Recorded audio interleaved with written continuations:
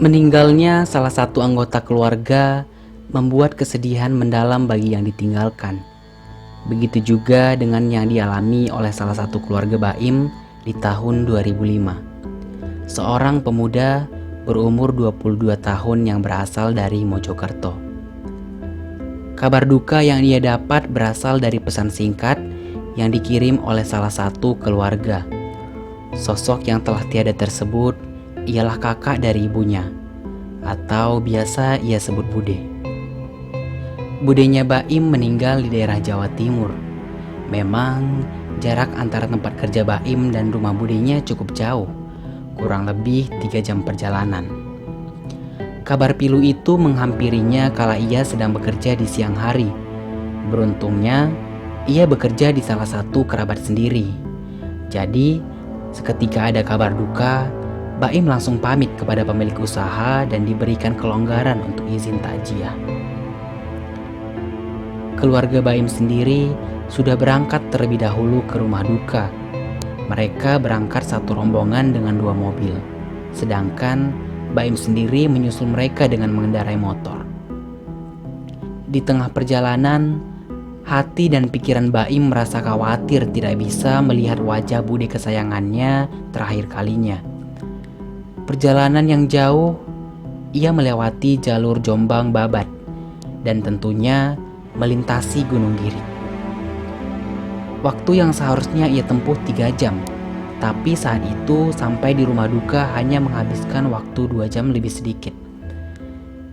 Sesampainya di rumah duka, Baim langsung memarkirkan motor ala kadarnya dan bergegas cepat turun dari motor. Saat masih menaruh helm, ia melihat keranda mayat sudah mulai dikeluarkan dari rumah budenya. Tanpa banyak bicara, ia langsung bergabung dengan keluarga dan pelayat yang lain untuk mengikuti jenazah dari belakang. Baim juga sesekali ikut bergantian memanggul keranda jenazah tersebut. Selesai acara pemakaman, ia kembali ke rumah duka bersama sanak saudara. Selepas bercengkrama beberapa jam, ia putuskan untuk istirahat di dalam rumah. Singkat cerita, setelah maghrib acara di rumah budenya pun dimulai. Kegiatan malam hari seperti pada umumnya, yaitu acara tahlilan yang diadakan di rumah duka. Acara dilaksanakan cukup khusyuk, penuh harapan untuk mendoakan almarhum. Acara itu selesai sebelum sholat Isya. Selepas acara, Baim bersama keluarga masih berkumpul di halaman rumah budenya. Semua yang berkumpul bercerita tentang kronologi meninggalnya Bude Baim. Hari semakin malam, kedua orang tua dan saudaranya yang lain memilih menginap di sana. Untuk Baim sendiri, karena besoknya harus bekerja, terpaksa ia pulang sendirian dengan motornya. Sekitar jam 11 malam, selesai ia pamit kepada keluarganya, ia mulai menjalankan roda motornya untuk melaju pulang. Saat melintasi kawasan Jalan Babat, penerangannya sangat minim. Dinginnya malam itu sangat menusuk tulang. Ia melewati hamparan sawah dan hutan di kanan kirinya dengan kondisi gelap. Hanya bantuan dari lampu kuning redup motornya sebagai sumber cahaya satu-satunya.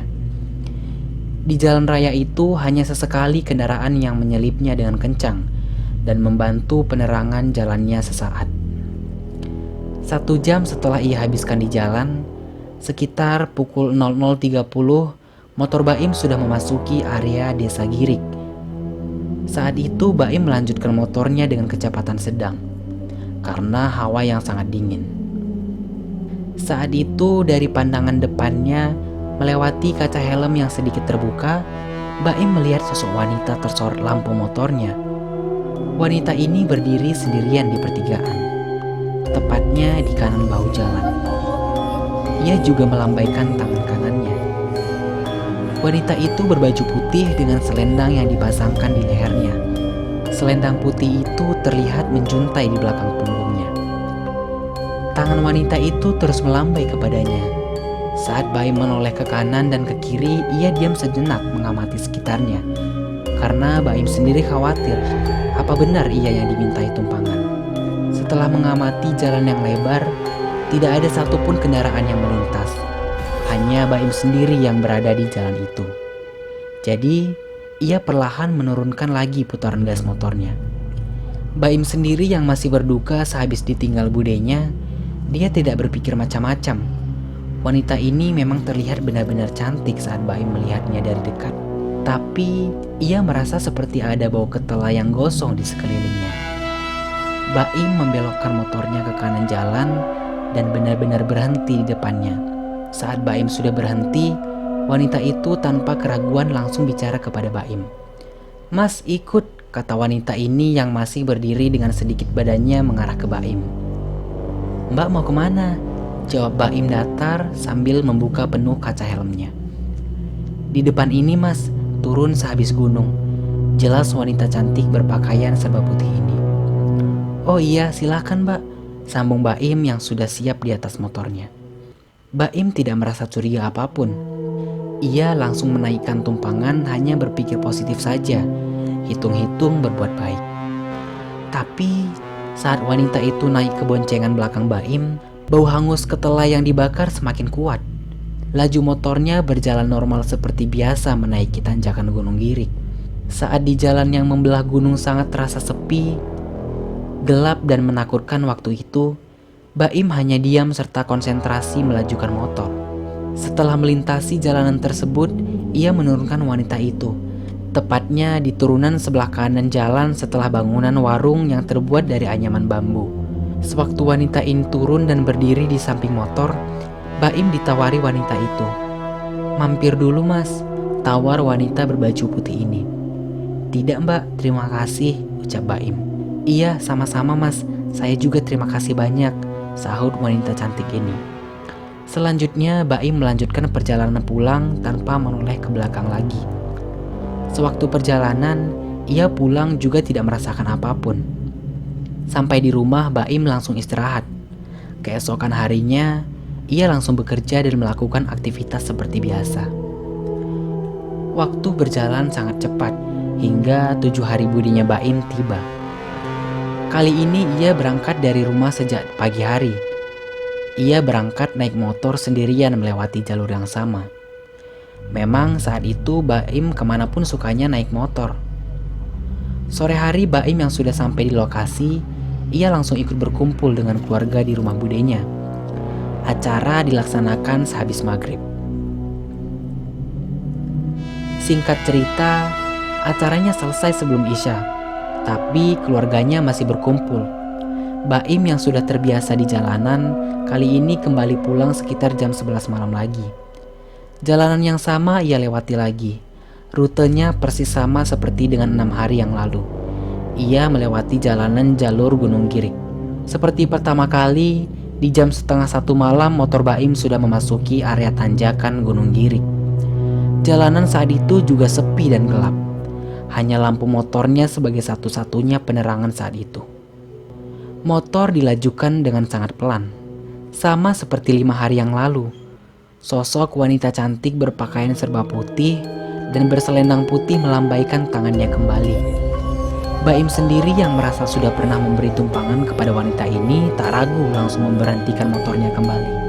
Tepatnya di pertigaan seperti pertama kali ia ketemu wanita ini.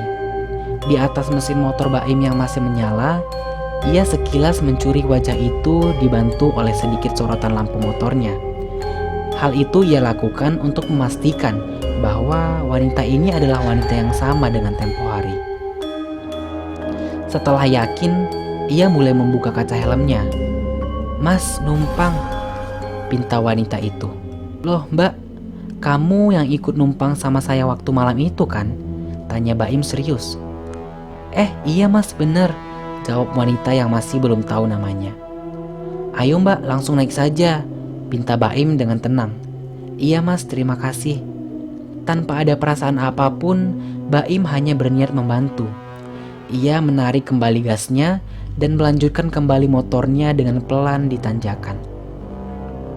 Saat motor melaju dengan pelan, Baim yang merasa sudah 2 kali bertemu ingin mengajak berkenalan. "Mbak, namanya siapa?" tanya Baim agak keras dari jok depan motor. "Sari mas, biasanya dipanggil Mbak Sari di sini," jawab Sari lembut, tapi Baim tetap mendengar suaranya. "Masnya siapa namanya?" tanya Sari dari belakang. "Saya Baim, Mbak," jawab Baim dengan bahagia. Tiba-tiba di tengah belahan gunung mata Baim melihat jalannya terbelah menjadi dua. Seakan-akan jalan itu bercabang. Padahal yang ia lewati selama ini hanya satu jalan raya saja